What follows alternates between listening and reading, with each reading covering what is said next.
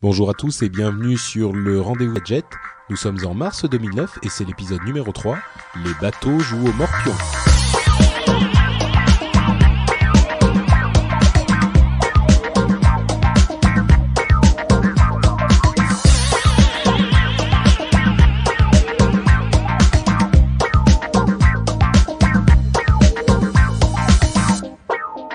Bonjour à tous et bienvenue sur ce troisième épisode du Rendez-vous Tech, l'émission où on parle actualité, technologie, gadgets et Internet toutes les 2 semaines. Et aujourd'hui, mes camarades Yann et Jeff ne sont pas présents sur le podcast, mais j'ai l'honneur et le privilège et l'avantage d'avoir 2 illustres membres de notre communauté Internet avec moi.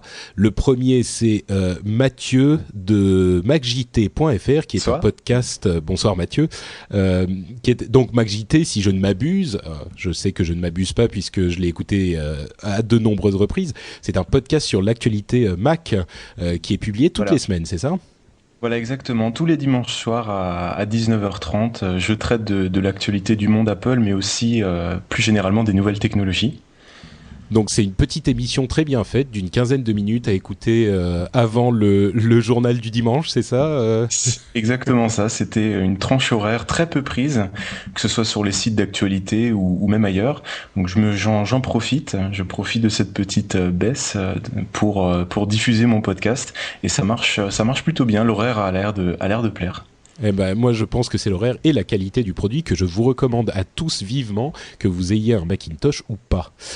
Et notre autre invité, c'est également un membre de la communauté illustre, c'est Corben, de corben.info, qui est le blog technologie et geekerie diverses et variées. Comment vas-tu, Corben ? Bonsoir, mais ça va bien. je définis ton blog de manière un petit peu sectaire. Est-ce que tu es content de cette définition ou je vais me prendre une baffe un jour ? Non, c'est pas, ouais, enfin, c'est pas vraiment que des geekeries, on va dire. Mais bon, non, c'est un petit blog où c'est détendu, où je parle un peu de ce qui me plaît, de ce que je trouve sur Internet. Ça peut aller un peu de tout vers n'importe quoi. Ça peut être des choses assez techniques, ou alors des vidéos un petit peu débiles. Enfin, bon, c'est assez varié. Bah, en tout cas, moi, je le consulte plusieurs fois par jour. Enfin bon, moi, je te suis sur Twitter, donc forcément, tu as les liens à ton blog, donc je suis alerté en permanence. Donc forcément, j'y vais de temps en temps. Mais si vous ne connaissez pas encore corben.info, je vous le recommande aussi. C'est un site où on trouve des choses assez sympathiques.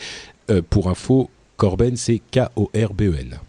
Voilà, vous savez tout et on ne va pas perdre plus de temps parce que l'actualité brûlante de la technologie nous attend. Et donc on va se lancer dans le programme de l'émission avec une première info qui a fait beaucoup de bruit c'était il y a une dizaine de jours sur le net.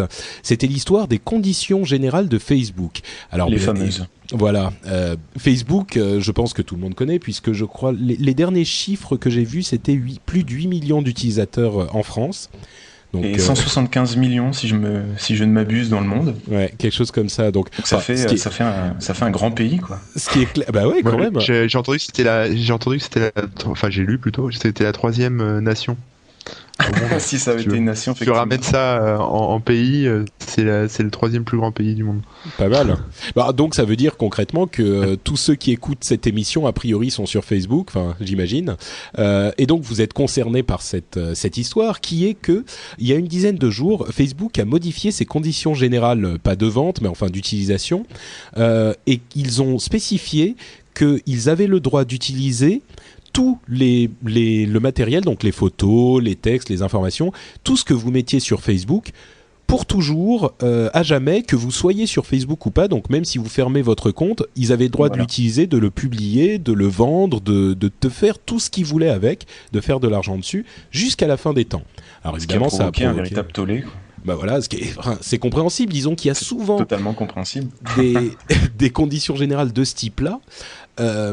Sauf que généralement, une fois qu'on a fermé son compte, eh ben, le site en question perd le droit à l'utilisation de ces informations. Voilà, qu'on reste propriétaire de ces données au moment de fermer son compte. Voilà, exactement ça.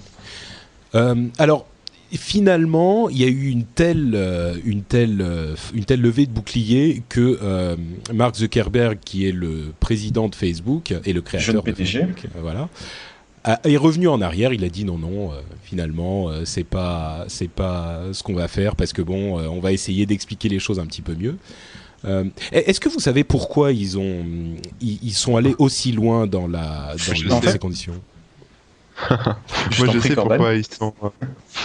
En fait, bon, le changement des conditions générales d'utilisation, bon, c'est tout simplement pour vendre les données, voilà, à des tiers, enfin les exploiter je pense dans à des fins de publicité, etc. Mais ils sont revenus en arrière parce que les gens s'en allaient, quoi. Les gens partaient. J'ai vu par exemple sur le formulaire de désinscription de Facebook. Si là vous y allez, il y a un super encadré jaune dans lequel c'est écrit attention, si vous partez parce que vous n'êtes plus d'accord avec les conditions générales, sachez que c'était une erreur de notre part, on s'en excuse, ne partez pas. Ouais, ils ont modifié leur formulaire de désinscription rien que pour ça. Donc bon, je pense qu'ils sont revenus en arrière parce que les gens se barraient, quoi, c'est tout. Ce qui est clair, c'est qu'effectivement, ça a fait beaucoup de bruit. Moi, j'ai entendu une explication qui est peut-être un petit peu moins catastrophiste et que j'ai tendance à croire aussi. Vous allez me dire ce que vous en pensez. C'est que c'était un problème légal également qui fait que quand on met quelque chose sur Facebook, ils ont intérêt à se couvrir au maximum s'ils veulent, par exemple, le publier sur la page utilisateur de quelqu'un d'autre. Si on met une photo à nous et qu'ils veulent l'utiliser pour la mettre sur la page de quelqu'un d'autre, il faut qu'ils aient le droit de faire ça. Donc, c'est intégré dans les conditions générales d'utilisation. Et si jamais nous, on annule notre abonnement, il faut qu'ils aient toujours le droit de publier cette photo sur la page de quelqu'un qui, lui, n'a pas annulé son abonnement. Donc voilà. Ils y sont allés très fort, ils y sont allés un petit peu avec une main trop ouverte, mais c'était une surestimation des besoins légaux qu'ils ont fait à l'origine, et c'est une autre explication que j'ai entendue. Donc je sais pas ce que ça vous inspire. C'est aussi celle que j'ai entendue, comme quoi que Facebook souhaitait conserver les comptes et les informations des comptes qui étaient supprimés pour pouvoir continuer de les afficher, par exemple quand on s'est fait taguer sur une photo et que c'est pas notre photo et que la photo elle provient d'un compte qui a été supprimé, qu'on puisse toujours avoir accès à cette photo. Mais c'est vrai que d'indiquer qu'on concède le droit perpétuel, illimité à travers le monde, à travers l'univers, à travers l'univers, et que Facebook détient la licence exclusive pour tout ce qui est publicité, etc. C'est vrai que c'est quand même un peu fort à mon sens. Il y avait d'autres manières sans doute de le marquer dans ces conditions générales, mais ça montre aussi d'un côté que ce soit Google, dont on parlera plus tard, ou Facebook, ça a beau être les numéros 1, les troisième plus grandes nations du monde, etc., ils restent quand même, très dépendants de leurs utilisateurs qui peuvent facilement renverser la vapeur. C'est certain. Et je trouve ça très intéressant. Ah ben c'est sûr que là, ils se sont, comme le disait Corben, ils se sont un petit peu fait dessus. Hein. Ils ont vu les gens qui partaient à un rythme alarmant, donc tout de suite ils ont fait machine arrière. Finalement, c'est plutôt positif, quoi. Ça montre que les utilisateurs, les petits utilisateurs que nous sommes, ont aussi leur mot à dire. Moi, je trouve ça plutôt. Là, ce qui est assez original, c'est que je sais pas si vous êtes au courant, mais j'ai, en début de semaine, en fin de semaine dernière, pardon, Mark Zuckerberg a fait une petite conférence call à laquelle j'étais convié. Quelle chance. Dans laquelle en fait il a expliqué que ils avaient merdé et que maintenant ils allaient lancer une opération où en gros ça allait être les utilisateurs de Facebook qui allaient pouvoir décider des conditions générales, donc il allait justement discuter du brouillon, du draft des conditions et voter pour chaque partie de ces conditions. Donc il y a tout un document qui explique ça, il faut s'inscrire sur un groupe, etc. Et tous les utilisateurs de Facebook, donc comme une démocratie finalement, peuvent aller voter pour ces conditions. On va voir ce que ça donne. Ça me paraît un peu utopiste, mais bon, pourquoi pas. Ouais, ça sent aussi la grosse opération commerciale, ça. Et aussi, oui. Certainement, mais a priori, moi j'avoue que je suis un petit peu sceptique parce que essayer de faire voter tout le monde. ce que je suis en train de dire. Essayer d'avoir une démocratie, c'est complètement fou, c'est ridicule, ça ne marchera jamais. Bon, oui, c'est une bonne idée peut-être, mais vraiment essayer de faire discuter tout le monde, moi j'ai l'impression, vu ce que ça donne généralement sur Internet, on va plus se retrouver dans un brouhaha incompréhensible que... Mais bon, on sait jamais, hein, ça va peut-être... Ça va être un sac à troll peut-être, sans doute. Sans doute, ouais.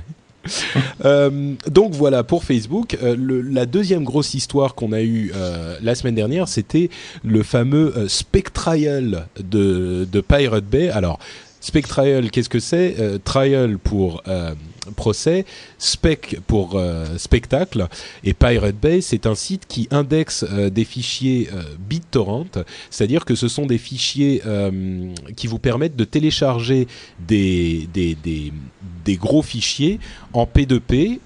Pour les gens qui ne connaissent pas exactement ce que c'est que le P2P, c'est un petit peu le même système que Emule, Kazaa, tous ces logiciels. C'est la dernière génération de Napster et c'est souvent utilisé pour télécharger des fichiers illégaux, de la musique, des films, tout ça.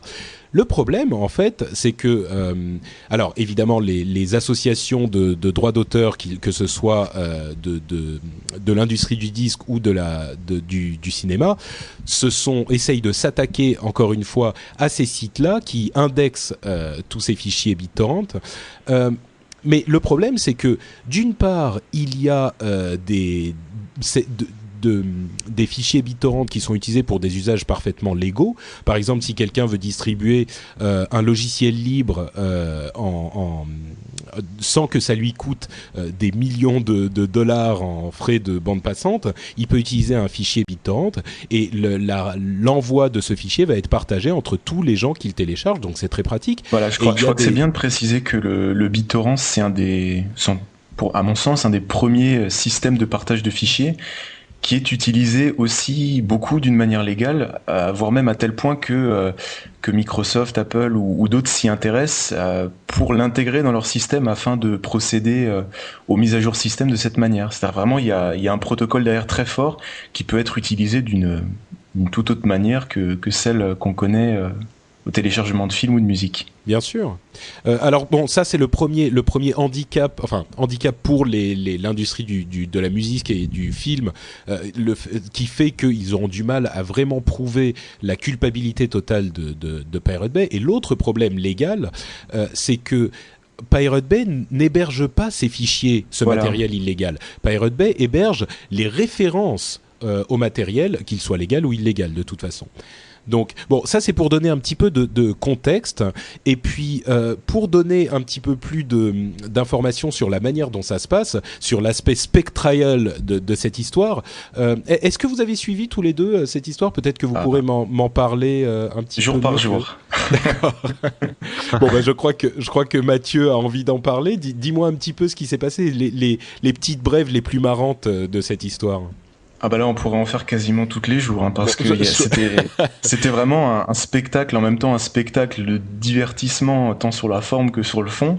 C'était vraiment excuse-moi, je t'interromps simplement pour te demander peut-être de nous expliquer qui sont ces personnages étranges de Pirate Bay, d'où ils viennent et à quoi ils ressemblent, parce que c'est vrai que c'est des personnages quoi, ils sont bizarres et ils sortent de l'ordinaire.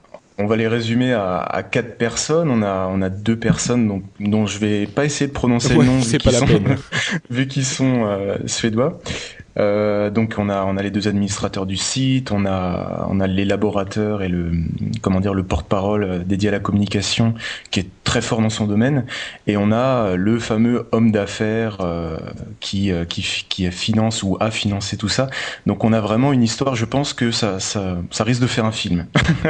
Ça risque de faire un film. Donc on a ces 4 personnages, parce que c'est vraiment des personnages, quand on peut lire les résumés des interrogatoires, etc., ils ont vraiment tous un rôle, et jour après jour, on a eu un véritable spectacle, tant par ces 4 personnages que par ceux représentés, comme dit, des fameux ayants droit et des majors, qui ont démontré vraiment par A plus B leur méconnaissance totale du sujet.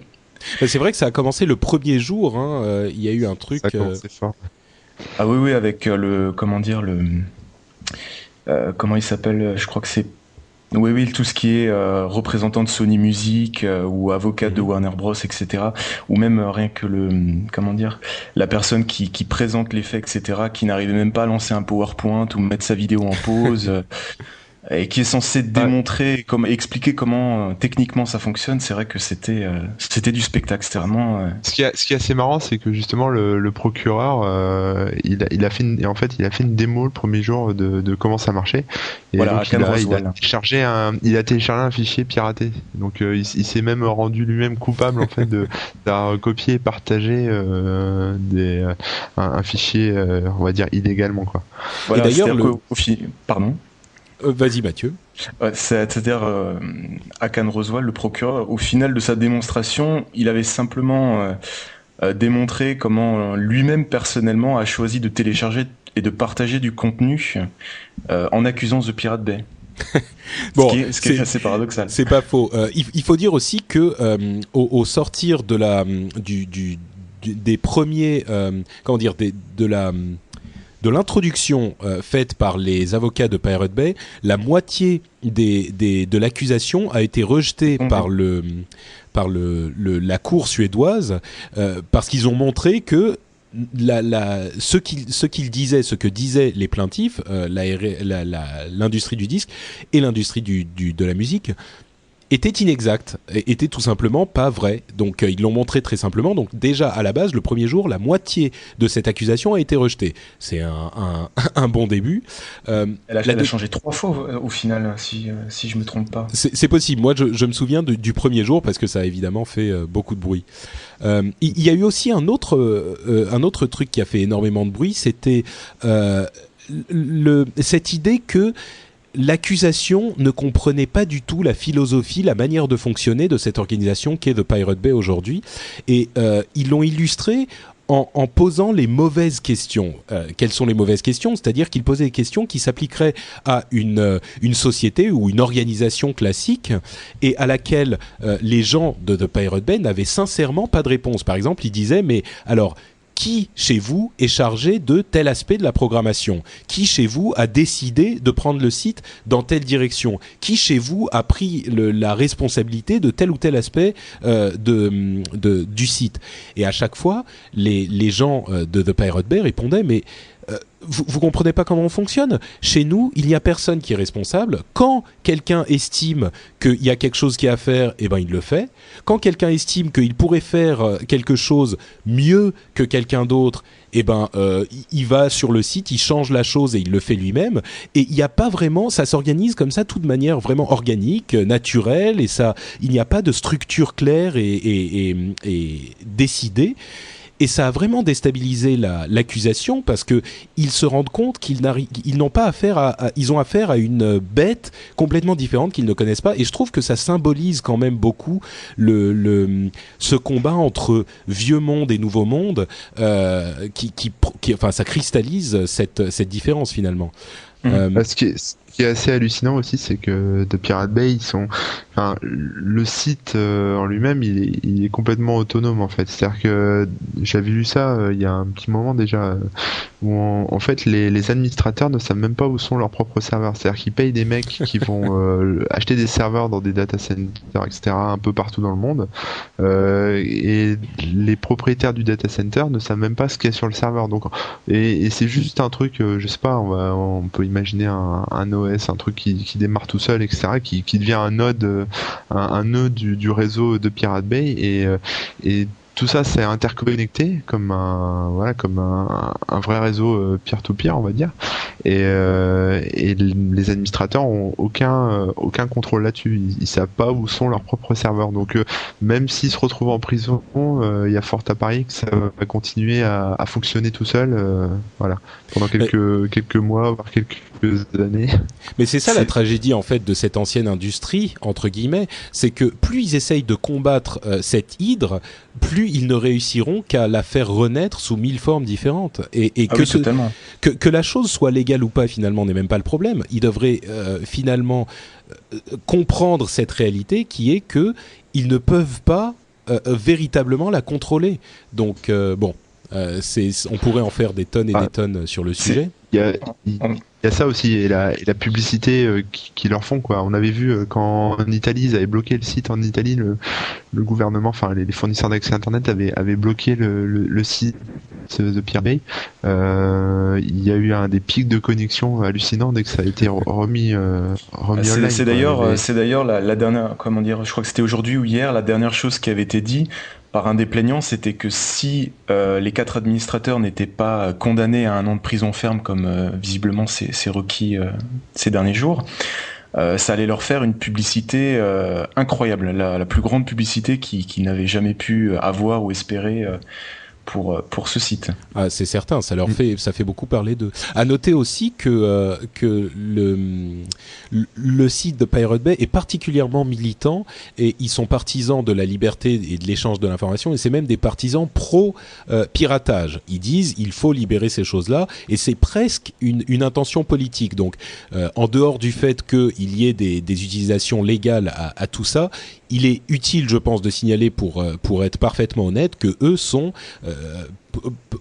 ouverts à l'idée de l'utilisation illégale également. Je crois que j'ai coupé quelqu'un. Plus que ça, c'est la liberté même d'expression en fait. Enfin, au-delà des fichiers, ils ont par exemple un service qui permet d'héberger des photos, un service on va dire non censuré. C'est-à-dire que là demain, je prends des photos d'un truc que le gouvernement veut interdire. Bon bah il l'interdit. Si je vais l'héberger sur c'est pas The Pirate Bay, ça s'appelle BIMG. Si je vais l'héberger là-bas, les photos vont y rester et impossible de les censurer. Même chose avec les blogs, ils ont une plateforme de blog qui est basée sur WordPress MU et c'est pareil, c'est des blogs anonymes complètement sécurisés, on va dire. Pas moyen de savoir qui écrit sur le blog ou pas moyen de stopper le blog. Donc, et nous effectivement, pardon, fini. Non, c'est bon. Ce que je veux dire simplement, c'est que nous, on n'y voit peut-être pas forcément énormément d'intérêt de notre France confortable. Par contre, je pense que les Chinois ou d'autres personnes un petit peu opprimées au niveau de la liberté d'expression, ça va bientôt arriver en France. Important. On va bientôt arriver en France. Et le truc aussi qu'il faut savoir avec de Pirate Bay, c'est qu'ils ont un projet en fait. Enfin, ils ont déjà commencé, mais de crypter toutes les données, tous les échanges. Parce que d'un bout à l'autre de la chaîne, tout sera encrypté et donc les fournisseurs d'accès auront plus moyen de savoir ce que vous faites en fait, ce qu'on télécharge ou ce qui se passe. C'était ça et puis c'était aussi les premiers à dire que si des lois comme l'Adopi passaient en France ou en Nouvelle-Zélande, ce seraient les premiers à insérer des adresses IP générées aléatoirement dans les paquets afin de prouver pour que ce système excusez-moi, juste avant de passer à la loi Adopi, effectivement, parce que vous m'offrez la transition idéale, mais je vais pas la prendre parce que je voudrais parler d'une toute dernière chose sur cette histoire de Pirate Bay avant de passer à la loi Adopi. C'est l'histoire de Roger Wallis, dont je sais pas si vous avez entendu parler. Les fameuses fleurs. Voilà. Alors en fait, ce qui s'est passé, c'est que Roger Wallis est un universitaire qui a fait une étude sur la corrélation entre le piratage et la vente et il est venu témoigner au procès pour dire qu'il n'avait pas trouvé après les conclusions de son étude. Il n'avait pas trouvé de relation entre l'augmentation du piratage et la baisse des ventes. Comme beaucoup de gens le disent, le fait de pirater ce n'est pas la cause de la baisse des ventes. Il y en a bien d'autres et on ne va pas rentrer dans ce sujet. Bref, lui a dit qu'il n'avait pas non plus trouvé de corrélation. Et la cour lui a demandé est-ce que vous voulez pour les indemnisations. Voilà, est-ce que vous voulez être indemnisé pour votre déplacement pour le procès? Et lui a dit non, il n'y a pas de problème, je suis venu, je n'ai pas besoin d'indemnisation. Par contre, si vous voulez, vous pouvez envoyer des fleurs à ma femme. Et évidemment, grosse surprise. La communauté internet s'est emparée de cette petite demande et a envoyé le jour même ou dans les 2 jours 4 000 € de fleurs à la femme de ce brave monsieur Wallis qui a été comblé et sous une avalanche de fleurs. Donc j'ai trouvé que c'était une note sympathique. Très sympathique, mais c'est devenu le héros de ce procès parce que d'une fait de son statut, de son âge, de l'étude qu'il a menée, qui était sans doute la seule vraie étude complète qu'on a pu voir dans tout ce procès. Il a pleinement défendu de tous les côtés en disant voilà, le piratage peut peut créer des choses, regarder le revenu des artistes qui a augmenté grâce aux ventes de concerts et non le chiffre d'affaires des majors grâce à la vente de disques. Donc il a vraiment démontré de A à Z et forcément sa démonstration de 6 ou 7 minutes qui montrait le rôle de The Pirate Bay dans la diffusion d'un torrent, c'était tout simplement la réalité. Mais cette réalité qui était parfaitement, qui était magnifique au final, et ça rajoute, quand je le disais que ça pourrait devenir un film, ça rajoute ce côté émotionnel et assez incroyable à cette affaire. Et si je peux me permettre de revenir sur ce que tu as dit, Patrick, sur le fait que les industries, moi j'aime absolument pas ce terme, mais malheureusement c'est ça, cette industrie culturelle et tous ces majors combattent une bête qui, plus ils vont couper des têtes, plus il y a des têtes qui vont pousser. Ce qui est exactement ça. C'est vrai que les représentants des majors, les avocats, les plaignants, etc., ont fait vraiment bourde sur bourde, mais de jour en jour. Dès le deuxième jour, on a eu les différents plaignants qui représentaient les différentes industries ou entreprises comme Sony, Universal, etc., et qui présentaient, les préjudices, et qui faisait des calculs, mais sans apporter aucune preuve, en multipliant des prix de gros par des coefficients magiques qui peuvent aller de 2 à 10, en rajoutant même des préjudices moraux, parce que sur le site The Pirate Bay, il y avait des publicités à caractère sexuel. Enfin, c'était vraiment du tout et du n'importe quoi. Le problème, c'est que ils font des calculs à partir du nombre, de la quantité de fichiers qui a été piraté. Voilà. Alors, en plus, ça voudrait dire qu'en fait, par exemple, si demain je vais télécharger 300 MP3, ils partent du principe que ces 300 MP3 je n'aurais pas acheté. Voilà. Oui, alors que peut-être j'en aurais acheté 10 ou 2 ou j'en sais rien. C'est ce calcul classique qu'ils font, effectivement. Ils disent un téléchargement égale une vente perdue, ce qui est évidemment inepte. Je suis désolé, je vous coupe, parce que il faut aussi qu'on parle de la loi Adopi et du reste de notre programme, mais c'est complètement lié. Je vais résumer très rapidement cette histoire de loi Adopi. C'est une loi qui est proposée par l'État, qui va être votée dans 2 jours en fait, et qui a de fortes chances de passer, qui dit que n'importe quel téléchargement illégal sera sujet à une lettre qui va prévenir la personne qui télécharge qu'il contrevient à la loi. C'est même pas un téléchargement, c'est-à-dire dès que l'adresse IP de votre connexion internet sera détectée sur un réseau quelconque, un réseau d'échange de fichiers peer-to-peer, et sur un fichier jugé comme illégal, et là, déclenchement de la lettre recommandée. C'est pour ça ce que j'ai dit avant, c'est-à-dire que on peut être amené à avoir son adresse IP diffusée, générée automatiquement, et recevoir sa lettre recommandée de l'Adopi quelques jours plus tard. Alors, la première fois, c'est une lettre. La deuxième fois, c'est une deuxième lettre en vous disant « Attention, c'est vraiment pas bien ».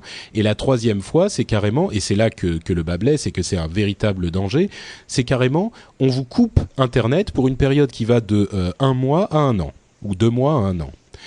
Et il y aurait des lettres, des pages entières à écrire sur l'ineptie de cette mesure. Enfin, je sais pas. Il y en a déjà. Il y en a déjà, tout à fait. J'en ai écrit. Certaines choses qu'on pourrait dire sur cette mesure, sur cette loi, c'est que d'une part, c'est totalement inapplicable. D'autre part, c'est sujet à des erreurs monumentales.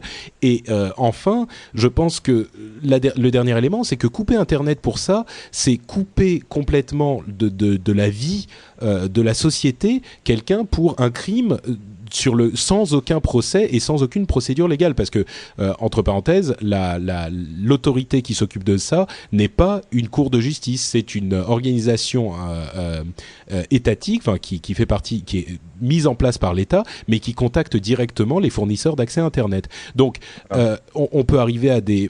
moi, j'avais proposé en plaisantant que, en plus de la coupure à Internet, on vous coupe également l'électricité, l'eau courante, et ce genre de choses, parce que finalement, si vous avez l'électricité, vous avez effectivement, c'est un des trucs qui vous permet d'arriver à télécharger ce fichier illégal ou à aller sur les sites X ou Y. Et voilà, il n'y a pas de raison, l'électricité sert aussi à ça. C'est exactement ça, surtout. Enfin, c'est vrai qu'on pourrait en écrire des pages, et c'est vrai qu'on voit que les choses qui reviennent assez souvent, que ce soit l'Adopi ou la responsabilité de l'hébergeur d'un fichier illégal, etc.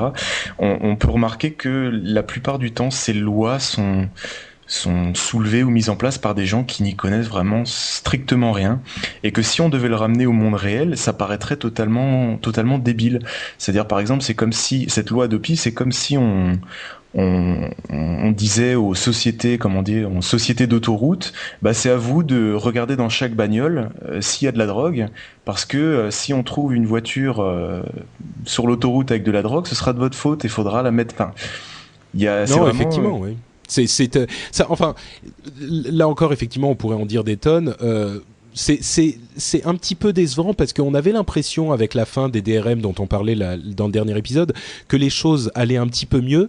Et puis on se rend compte qu'il y a des reliquats de cette mentalité dépassée qui veut faire de tout le monde sur Internet, qui veut mettre la responsabilité sur des gens qui n'ont pas cette responsabilité. Et c'est évidemment le lobby, encore une fois, de l'industrie du disque et du cinéma. Alors, j'aimerais également qu'on soit précis. Peut-être que avec tout notre discours, on a l'impression que on est plutôt pour le piratage et pour ce genre de choses. Moi, je crois que dire les choses comme ça, c'est se tromper de débat. Moi, je crois que, au contraire, il faut que ces industries évoluent, et de la même manière que à l'époque où on a créé le disque, les gens ont pensé que plus personne n'irait voir des concerts. À l'époque où on a créé la télé, la cassette, les gens ont pensé que plus personne n'achèterait de musique. C'est très intéressant d'aller sur le site de comment s'appelle cet institut, l'INA, et de retrouver les reportages de JT des années 70, 80, 90 sur le tourne-disque, sur le moment où ils ont présenté le premier dupliqueur à cassette Philips, où ils indiquaient, il y avait déjà ce mot piratage, il y avait déjà cette industrie culturelle qui se méfiait et qui voulait mettre des taxes sur les supports vierges. C'est vraiment très intéressant de retrouver des vidéos comme ça. Et donc effectivement notre discours à nous qui sommes plongés dans la technologie, c'est plus il faut trouver de nouveaux modèles économiques et de nouveaux moyens de partager et de faire gagner de l'argent aux artistes, plutôt que de s'accrocher aux anciens qui ne sont plus d'actualité dans le monde d'aujourd'hui. Enfin, si on vous dit aujourd'hui, moi je vais créer des contenus audiovisuels et les donner gratuitement à tout le monde, et les donner en accès gratuit à toute la France et au monde entier, et des productions qui vont coûter des centaines de milliers d'euros et des millions d'euros, vous allez me prendre pour un fou. Et pourtant, ce modèle existe à la télé depuis des dizaines d'années. Il fonctionne très bien. Par la pub. Là où on doit quand même, on doit reconnaître que l'industrie, on va dire, comme tu disais, Mathieu, l'industrie de la culture est assez balèze. C'est quand même la première industrie qui est en train d'être sauvée, enfin, une tentative de sauvetage grâce à une loi. C'est quand même extraordinaire. C'est-à-dire que c'est par exemple, imaginez le textile, il y a quelques dizaines d'années, on aurait pu faire une loi qui interdisait aux gens d'acheter, je sais pas, d'acheter des pulls fabriqués en Chine, ou même de coudre même des pulls pour les distribuer à leurs voisins, etc. Voilà, ouais, c'est encore mieux ça. Et donc ils ont fait quand même un lobbying assez extraordinaire. Bon, c'est vrai que le gouvernement en place est plutôt favorable à ce genre de choses, on va dire, mais ce qui est moi ça va même au-delà de ça, c'est-à-dire c'est tellement des à chaque fois que j'en parle, je m'énerve, mais bon, le côté positif qu'il faut bien garder en tête, c'est que c'est complètement inapplicable. Les FAI ont complètement... Techniquement, c'est impossible. Déjà, les sociétés qui vont récolter les adresses IP, déjà, c'est des sociétés privées. On sait pas comment elles vont faire ça. On sait pas... c'est très opaque. De quelle manière. C'est super opaque. Aux États-Unis, il y a un gars qui a réussi à faire accuser son imprimante de téléchargement illégal. Oui, j'avais vu ça. Faut dire que c'est du n'importe quoi. On peut falsifier les IP, on peut faire tout ce qu'on veut. Bref. Donc déjà, ça part sur un principe bancal, on est mauvais. En plus, le traitement, la quantité, etc., le traitement qu'il faut pour faire tout ça, les fournisseurs d'accès Internet ont dignette. On nous a fait croire pendant plusieurs mois là, avec les accords Oliven qu'ils avaient signé ça et qu'ils étaient d'accord pour appliquer ça. Et en fait, on s'est rendu compte il n'y a pas si longtemps que ça que on avait oublié de nous le dire, hein, bien sûr, qu'ils avaient complètement mis leur veto et que c'était impossible pour eux de prendre en charge ces frais-là. Bon, donc, voilà, ça fait pour résumer. Pardon. Et pour résumer ce qu'a dit Patrick avant, je crois me souvenir que c'était au 5e jour du Spectral The Pirate Bay que Peter Sund, le chargé de la communication de Pirate Bay, a indiqué cette phrase assez vraie. C'est-à-dire que le mot pirate, c'est une étiquette qu'on colle aux gens qui n'utilisent pas les moyens traditionnels de distribution. Et je crois que ça devient particulièrement adapté depuis quelques années. Oui, on pourrait multiplier les exemples effectivement et dire et expliquer comment l'industrie du disque aux États-Unis s'est fondée sur un piratage complet. Mais bon, si vous voulez découvrir tout ça, allez sur Wikipédia, c'est très intéressant. Peut-être, Corben, que tu peux nous expliquer très très rapidement en 1 minute, parce qu'on a fait beaucoup sur le piratage, même si c'était important, ce qui s'est passé avec la loi néo-zélandaise et cette histoire de blackout sur Twitter, parce que on parlait beaucoup de Twitter dans l'épisode précédent. Là, c'était une utilisation intelligente de l'outil, enfin intéressante en tout cas. Et ce qui se passe aujourd'hui pour la loi Adopi sur le net en général. Pour la Nouvelle-Zélande, j'ai pas tout suivi, donc je pourrais pas te dire, mais je pense que ça doit être plus ou moins le même topo. En gros, ils doivent avoir un espèce de filtrage qui doit les empêcher de faire ce qu'ils veulent sur Internet. Et la loi Adopi, c'est pareil en fait. Internet s'est un peu mobilisé pour passer en blackout les sites. Les sites, c'est-à-dire montrer sous forme de protestation pacifiste qu'on n'est pas d'accord avec cette loi, parce que au-delà du piratage, cette loi elle est faite pour on va dire c'est compliqué, mais elle est faite pour comment je peux dire ça, mais il y a des histoires de censure aussi en fait au travers de cette loi, c'est-à-dire de contrôle et de censure de ce que vous allez faire avec votre ordinateur, avec votre internet. On a parlé par exemple d'installation de logiciels sur votre ordinateur, donc il y a plein de gens qui protestent contre ça, mais c'est quand même une des idées qui a été évoquée par Madame Albanel. En France, oui, je parle de la France, oui, je peux pas parler de la nouvelle, j'ai pas tout suivi, mais même chose pour les histoires de blacklist et de whitelist. Il y a pas si longtemps non plus, Christine Albanel a proposé pour répondre aux problèmes des bornes d'accès Wi-Fi ouvertes à tous, de mettre en place des whitelists, listes blanches, c'est-à-dire en Chine par exemple, où ils sont censurés de partout, ils ont le droit à une liste noire, c'est-à-dire qu'ils ont le droit à accéder à tout Internet, sauf on bloque les sites au fur et à mesure, sauf YouTube, sauf machin, sauf ce truc. Ici là, ce que veut faire Christine Albanel, c'est encore pire. Elle veut faire l'inverse, c'est-à-dire une liste blanche où en gros t'aurais accès à rien du tout et elle t'autoriserait d'aller, je sais pas, sur le site de l'UMP, sur le site de l'Elysée et basta. Et le reste, niet. Je crois que le fait de dire on va faire une liste blanche, ça montre déjà l'incompétence de la personne par rapport à la technique. On sait tous très bien que tous les sites internet, internet c'est la base d'internet, c'est des liens, donc les sites sont connectés entre eux et les sites affichent des données. Donc rien que le fait de dire on va faire une liste blanche et pas une liste noire, ça montre déjà l'incompétence de la personne dans ce domaine. Il y a beaucoup de passion dans le débat. Vas-y, moi je voulais nous ramener vers ce petit blackout. Je termine juste sur le blackout 2 secondes. Le blackout, donc passer son site en noir, on sait tous que ça servira à rien, que ça va pas empêcher la loi de passer, etc. Mais bon, c'est quand même on va dire important, parce que c'est quand même une protestation et c'est quand même on pourra pas nous dire après qu'on n'a rien fait, qu'on n'a pas protesté et que c'est passé comme tout le reste, en douce et qu'on n'a rien senti. Là, des tonnes de gens protestent, des tonnes de gens râlent, des tonnes de gens s'expriment. Et c'est vrai qu'on revient un peu à ce qu'on a dit à Facebook avant, c'est vrai que nous, petits utilisateurs, le fait par exemple pour ce blackout de changer son avatar sur MSN, sur son blog, des gros sites qui ont même suivi le mouvement de passer les images en noir et d'indiquer que voilà ce qu'on aura après la fameuse loi 92A, je crois, a fait un tel ramdam que les ministres Stephen Joyce, communication et technologie de Nouvelle-Zélande, n'ont pas annulé cette loi, mais ont mis un sursis. C'est-à-dire, il y a eu tellement de mouvements sur Twitter, sur tous les mêmes très gros sites, que les ministres, voire même le Premier ministre, a dit bon, on va repousser la loi, on va remettre les gens dans une salle, et puis il faut que d'ici 1 ou 2 mois, ils arrivent à un accord et que tout soit ok.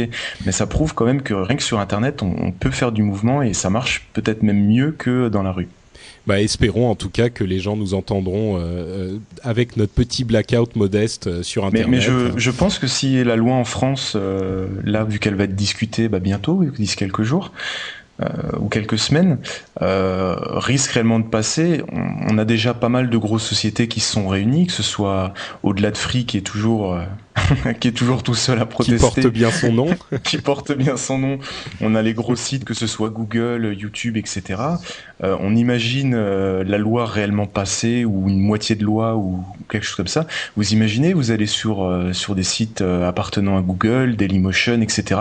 Et puis vous avez tout le site en noir, ou des parties cachées qui vous expliquent la loi.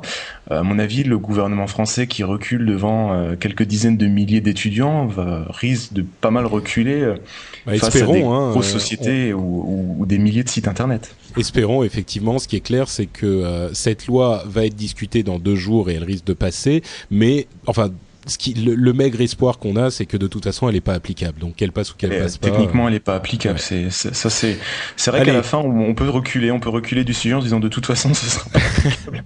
Bon, allez, on range le sujet piratage dans une boîte. C'était un petit peu plus long que je ne le voulais, mais c'est pas grave, c'était important.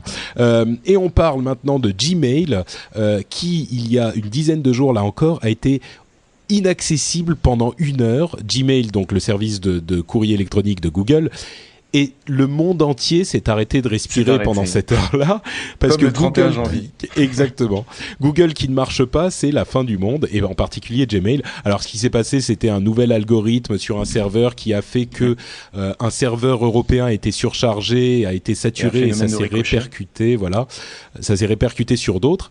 Mais c'était vraiment intéressant de voir la réaction d'Internet, parce que le monde entier l'a su immédiatement, et il y a beaucoup de gens qui ont été profondément affectés par la chose, que ce soit dans le travail ou même dans leur émotion. Il y avait beaucoup de commentaires sur Twitter notamment, beaucoup de gens qui disaient que ils étaient roulés en boule dans un coin en train de pleurer, qu'ils ne savaient pas quoi faire devant leur ordinateur. Rouler en boule dans un coin, c'était moi d'ailleurs. Mais bon, c'était effectivement assez drôle de voir à quel point un truc qui ne marche plus affectait le monde entier. Et avant de vous laisser la parole pour avoir vos réactions, je sais que Mathieu a des choses à dire là-dessus, je donnerai un exemple de la différence entre Google et d'autres sociétés. La réaction de Google, hormis le fait de corriger le problème assez rapidement, en à peu près 40 minutes, ça a été de créer une sorte de tableau de bord de toutes ces applications, pour informer tout le monde très facilement et très simplement sur le statut des applications et les différentes pannes qu'il pourrait avoir sur les applications, et évidemment donner également les processus de résolution qu'ils mettent en place s'il y a des pannes. Et moi j'ai découvert ça donc quelques jours après la panne, quand ils l'ont mis en place, et j'ai trouvé ça génial de simplicité et d'élégance, parce que comme tout le monde le sait, quand on est coincé dans un train à l'arrêt, on est 2 fois moins stressé si on nous dit ce qui se passe. Et ben là, ça offre un moyen super simple et super pratique de déstresser, simplement en donnant l'information, et de manière vraiment super simple, au point que moi je me suis demandé pourquoi toutes les sociétés ne faisaient pas la même chose, de la même manière, que ce soit... C'est vrai qu'on en a eu bien besoin avec MobileMe par exemple. Par exemple, ouais, non, mais on pense à Apple, on peut penser aux fournisseurs d'accès. On parlait de Free, tout à l'heure. Free a parfois des problèmes, et ben simplement le fait d'informer tout le monde comme ça aussi simplement, ça aiderait.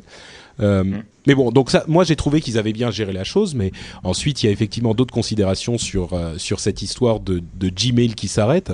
Je vais donner la parole d'abord à Mathieu parce que il était un petit peu vocal sur la chose. Ça t'a inspiré quoi ? C'est vrai que j'ai déjà pu traiter très rapidement le sujet dans le dernier épisode de MacJT, mais j'ai quand même du contenu exclusif que j'ai pas pu aborder justement dû au format de mon podcast.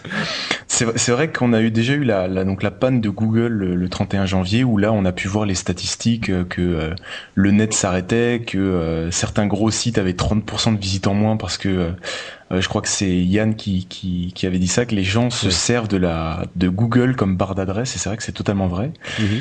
Et là donc c'est Gmail qui s'arrête, et pas que Gmail, Google Apps, c'est-à-dire le fameux Gmail pour entreprise, qui est très utilisé soit dans les entreprises ou soit dans beaucoup d'écoles.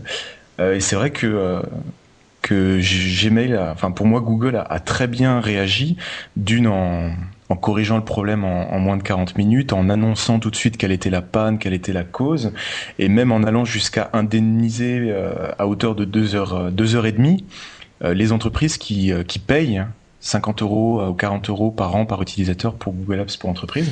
Et j'ai été très surpris des réactions sur Twitter ou sur différents réseaux où il y avait des gens qui s'indignaient totalement en disant que c'était n'importe quoi, enfin que c'était on pensait que c'était un système magique qui fonctionnait tout le temps, etc. Et que pour 40 minutes de panne depuis le lancement, ça devenait quelque chose à jeter à la poubelle, à cracher dessus. Alors que ça c'est bienvenu sur Internet quand même, hein. C'est un petit peu toujours comme ça. On a l'impression que c'était un dû pour les utilisateurs, que ça marchait tout le temps.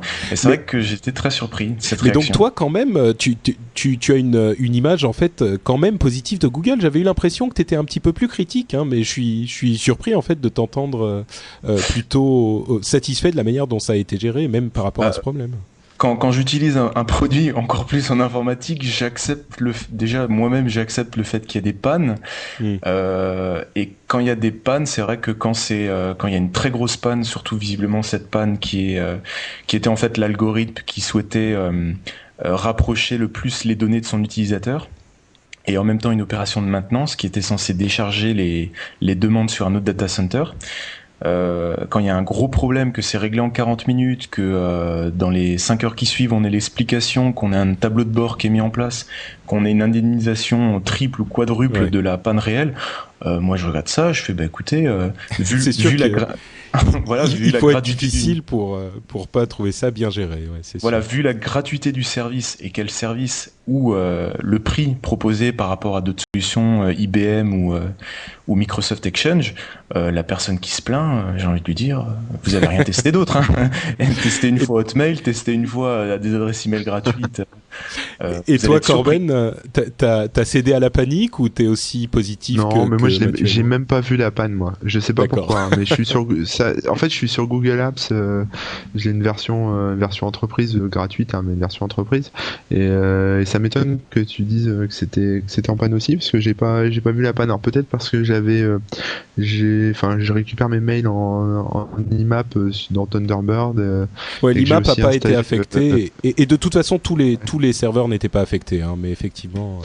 Donc moi j'ai pas vu le souci, mais après j'ai vu les réflexions sur Twitter et ça m'a beaucoup fait marrer parce que des gens qui râlent sur Twitter, hein, surtout les gens qui sont sur Twitter qui râlent contre Gmail, alors qu'il y a pas si longtemps Twitter était en panne tous les quarts d'heure.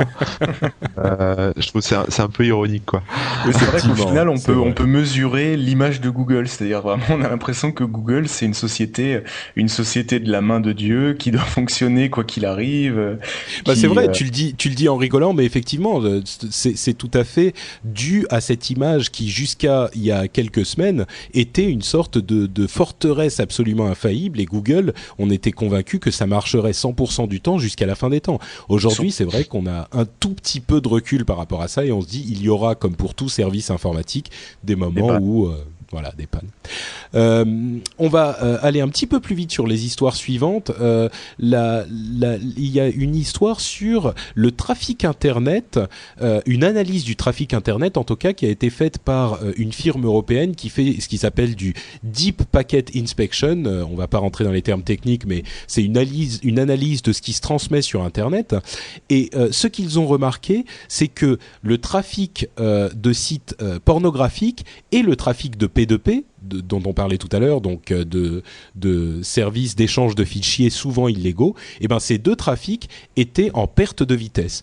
Donc c'était une énorme surprise parce que on a toujours eu l'impression que l'internet était utilisé pour deux choses, pour la pornographie et l'échange de fichiers illégal. Et ben là, il prouve que, alors il faut faire attention parce que c'est pas que ça va prendre avec des pincettes, ouais, c'est pas que les chiffres sont en baisse, c'est que le pourcentage d'utilisation baisse, c'est-à-dire que ça continue à croître mais moins vite que le reste. Et il faut également dire que ça représente toujours plus de 50% des parts d'utilisation de toute façon, donc ça reste quand même très très important. Mais c'est quand même une surprise de voir ce ralentissement. Très rapidement, les gars, est-ce que ça vous inspire quelque chose, Corben? Ouais, c'est normal. Les gens font vont de moins en moins sur le peer-to-peer, c'est à cause de toutes ces lois. ils font du direct download, ils vont télécharger directement les fichiers, ils passent plus par le peer-to-peer, donc ça m'étonne pas. Non, moi je dirais plus sérieusement. Ouais, pardon. Je pense que je pense que c'est aussi, les gens, voilà, ça leur passe un peu. Ils vont sur Dailymotion, ils vont sur YouTube. Ils font beaucoup de choses comme ça et je pense que c'est ces petites choses-là qui grignotent petit à petit on va dire la part du porno ou des c'est la démocratisation du média. Exactement, c'est le terme que j'allais utiliser. Pour moi, c'est vraiment la démocratisation de ces outils ou même de l'outil en lui-même. C'est-à-dire, c'est vrai que on peut le voir, je pense, tous dans son entourage. On a même déjà la mamie ou le papy qui, sans le savoir, a cliqué sur un lien du mail et s'est retrouvé sur une vidéo sur Dailymotion, etc. et a ne serait-ce que fouillé dans les chaînes et a créé une habitude. Donc pour moi, il y a vraiment une démocratisation où même maintenant, on peut regarder YouTube depuis son iPhone ou depuis son téléphone et ça peut passer des heures dans le train. Donc pour moi, oui, il y a vraiment une on sent le vécu là. Hein. Oui, il y a beaucoup de vécu. Non, mais pour moi, c'est vraiment ça. C'est vraiment que l'outil est de plus en plus utilisé et qu'au final, qu'est-ce que les gens vont utiliser ? Ça va être de la VoIP avec Skype pour communiquer gratuitement à travers le monde ou en visioconférence. Les gens regardent beaucoup de streaming. Ouais. Donc pour moi, c'est tout ça, oui, ça fait du départ d'utilisation importante, c'est sûr. Autre info sur laquelle on va passer rapidement, U2, j'allais dire YouTube, U2, donc le groupe de rock, va lancer son prochain album en streaming sur MySpace Music directement, où il n'y aura pas possibilité d'achat en ligne ou d'utiliser ces morceaux sur d'autres sites, mais par contre, c'est un groupe de plus qui se lance dans la promotion par Internet, et cette fois-ci, l'album complet sera disponible directement en streaming, donc comme quoi ça ne va pas forcément cannibaliser les... Ouais, ça fait plaisir de voir qu'il y en a qui comprennent un petit peu la manière dont ça fonctionne. C'est pas eux où leur album s'est retrouvé quelques heures sur une plateforme de téléchargement légal en Australie. Oh YouTube, mais décidément c'est eux. Oui, c'est eux. U2, ils ont eu plusieurs fois, ça leur est arrivé plusieurs fois, ils se sont fait voler des CD des maquettes en fait, et je suis sûr qu'encore aujourd'hui, ces maquettes sont disponibles sur les sites de téléchargement illégaux, puisque une fois que c'est arrivé une fois, et pourtant... la première fois, c'était quelqu'un qui avait enregistré la répétition avec son téléphone portable et qui l'avait diffusé, donc comme quoi ça va loin. À propos de téléphone portable, justement, tu m'offres une transition. Samsung a sorti un nouveau téléphone portable. Pas mal, bien joué. C'est la deuxième. J'apprécie. Samsung a sorti va sortir un nouveau téléphone qui a été présenté à Madrid au salon, super gros salon sur les informations des médias qu'est-ce que je raconte ? Des téléphones portables. Et c'est un téléphone qui s'appelle le Samsung Blue Earth, qui est un super beau téléphone recyclé, très joli, qui est très très beau. Hein. On avait parlé d'un autre téléphone recyclé il y a quelques temps par Nokia, mais qui était super moche. Celui-là est magnifique. Et non seulement il est fait en matière recyclée et recyclable, mais en plus il a un panneau solaire sur l'arrière du téléphone qui permet d'allonger la charge très sensiblement, d'allonger la charge du téléphone. Donc ça c'est encore la mode de l'écolo qui frappe. Et là c'est une super utilisation. Une autre info, c'est que les chargeurs universels sont en route, les chargeurs universels pour téléphone portable, et ils auront tous le même type, et ils seront tous compatibles entre eux, donc ça va nous simplifier la vie. Et évidemment, voilà, il y en a un, ce sont tes amis à toi, Mathieu. Chez Apple, ils font rien comme les autres, et donc ils ont décidé qu'ils n'adhéreraient pas à ce standard. T'as quelque chose à dire pour les défendre ? Ils ont déjà un petit peu créé le leur. C'est-à-dire que le dock connector de l'iPod, c'est le même pour... Enfin non, pas le même, mais ils fournissent même les adaptateurs quand on achète son c'est pas faux, iPod Touch, etc. Donc c'est vrai qu'ils ont déjà eux-mêmes un petit peu, anticipé en créant eux-mêmes leur propre standard. Mais c'est vrai que c'est à se demander des fois pourquoi chaque téléphone Nokia a quasiment son propre chargeur, sa propre prise, sa propre technologie. Bah, c'est pour vendre des chargeurs, je pense. Hein. Mais bon, bonne défense sur Apple, pas mal. Ils ont déjà plus ou moins leur standard, c'est pas faux. Petite info en passant, l'iPhone sera chez SFR enfin le 8 avril. Et pour Bouygues, ils sont toujours en négociation. Voilà. Et le G-Phone aussi qui arrive chez SFR. Chez Orange, je crois. Il y a déjà une pub qui se balade sur le net. Les publicités pour le G1 qui vont sortir. Alors pour ceux qui ne savent pas, le G-Phone... Ah bon ? C'est une info exclusive. Ouais, normalement c'est une info exclusive. Donc voilà, mais enfin, je pense que ça va être connu un peu partout, mais il y aura, je vais assister à une présentation là cette semaine et voilà, il y aura le G-Phone. Alors je sais pas lequel c'est, je pense que c'est le G1, hein, celui que j'ai là. J'avais entendu parler du G2 chez SFR. Peut-être, je sais pas. Parce que justement ils voulaient pas. Pardon. C'est quand la présentation ? C'est attends, je regarde, c'est le jeudi soir, je pense, un truc comme ça. J'imagine donc que tu mettras le blog corben.info à jour. J'espère. Avec les infos. On verra. D'accord. C'est pas sûr. Bon, je voulais dire aux gens d'aller sur corben.info, donc bon, allez voir, peut-être qu'il y sera. Mais c'est vrai que concernant pour revenir au sujet, par rapport au Blue Earth, pour moi c'est vraiment super. Tout simplement, j'utilisais ce mot vraiment très bien parce que on a vu et entendu beaucoup de prototypes, et c'est vrai que là ils annoncent quand même par rapport aux prototypes un truc en plus, c'est-à-dire ce fameux panneau solaire au dos, mais ça montre quand même qu'ils ont réussi à créer un process de fabrication de masse, et c'est la grosse différence qu'on a par rapport aux centaines voire milliers de prototypes qu'on a vu déferler sur le net depuis des années. Eh ben, on a beaucoup d'espoir, effectivement. On met beaucoup d'espoir dans celui-là. Et puis, c'est vrai qu'il est sexy en plus d'être bien. Donc, on verra. Je ne sais pas quand il est censé sortir. Vous avez une date, les gars ? Non, moi, j'avais juste vu qu'il a été dévoilé déjà une première fois et qu'il va de nouveau être dévoilé. Mais pas d'informations là-dessus. Un autre téléphone qui a été dévoilé, c'est le Chavez Phone du peuple vénézuélien. C'est après l'ordinateur portable officiel du Venezuela.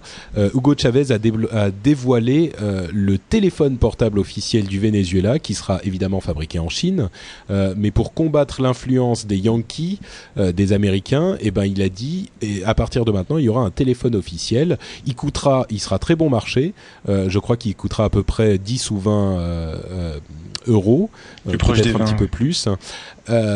Et effectivement, ce sera un téléphone qui sera parfaitement fonctionnel et qui sera mis à la disposition du peuple vénézuélien pour un prix très raisonnable. Donc je pense qu'il sera pas aussi sexy que le Blue Earth ou que l'iPhone ou ce genre de choses. mais pourquoi pas, hein. Effectivement, oui. Moi, je suis pas un super fan de Chavez, mais bon, une initiative comme ça. Disons que c'est vrai que dans la forme, c'est très, comment dire, c'est très sympathique. C'est-à-dire, on a un téléphone à moins de 20 euros pour toutes les personnes qui vivent en dessous d'un certain seuil de pauvreté. On a un téléphone, à ce que j'ai vu, à slide, à clapet coulissant, avec tout ce qu'il faut, hein, caméra, jeux, SMS, radio, même lecture MP3, MP4. Donc dans la forme c'est super parce que ils veulent en fabriquer des millions vu ce qu'ils prévoient. Ils veulent même étendre la commercialisation à d'autres pays comme l'Amérique latine, les Caraïbes, etc.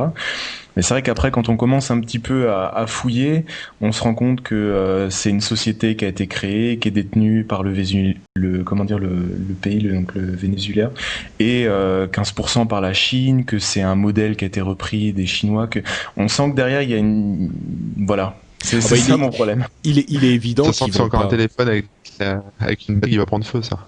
Avec une batterie qui va prendre feu. et si j'ai bien compris, c'était la base, c'était que dans ce pays-là, il y a, je crois, 6 ou 7 millions de téléphones importés par an, et qu'ils ont créé ce téléphone pour capter une certaine part de marché qui pourrait réduire l'utilisation des devises. Donc c'est vrai que dans le fond, ça redevient des sujets politiques pas très intéressants ou trop intéressants. Trop intéressants en fait. Ouais. Ou voire intéressés. Mais bon, effectivement, l'initiative, on se doutait bien que ça n'allait pas être dénué d'intention politique si Chavez la mettait en place.